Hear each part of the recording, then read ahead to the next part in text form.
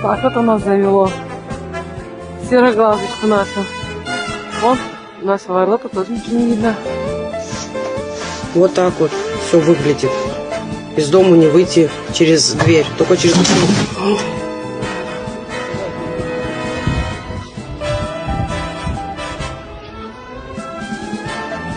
Вот такой вот у нас конец марта.